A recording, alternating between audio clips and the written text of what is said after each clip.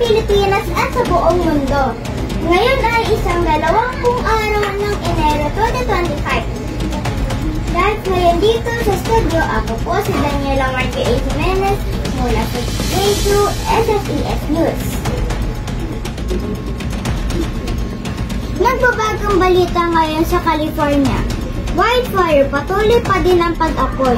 Narito ang mga kaganapan. Dahil tayo din sa California.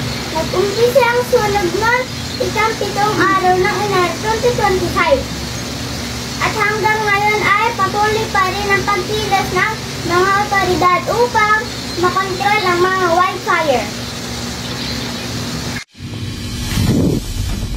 Samantalang 24 na ang diniklarang hindi nakagligtas dahil dito at 12,000 mga bahay na ang naapektuhan nito. Ang 100 at siyam na isa doon ay mga Pilipino.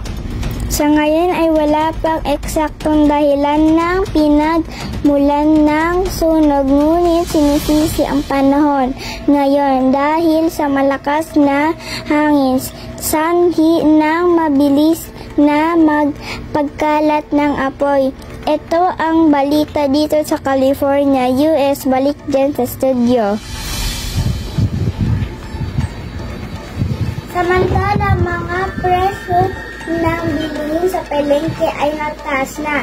Narito ang mga kaganapan. Bumilis ang pagmahal ng bilihin. Sa pagpasok ng taon, hindi lang mahal ang presyo ng bigas. Ang problema kung di mahal na kamatis na rin. Ganon din sa sibuyas, sili at patatas. Pakinggan natin ang komento ng mamimili. Lola, ano pong masasabi dito sa palengke? Ang taas ng bilihin ngayon. Hay nako. At yan ang aking report dito sa palengke. Balik dyan sa studio. Lumapot naman tayo sa gamit ng pagkabagong teknolohiya ngayon. Alamin natin kung masama o makakabuti sa tao. Dumarami na sa mga kabataan ngayon ang gumagamit ng makabagong teknolohiya.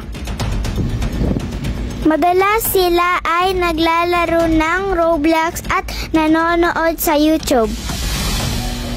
Ngunit hinay-hinay lang mga kids dahil ito ay nakakasama sa ating kalusugan.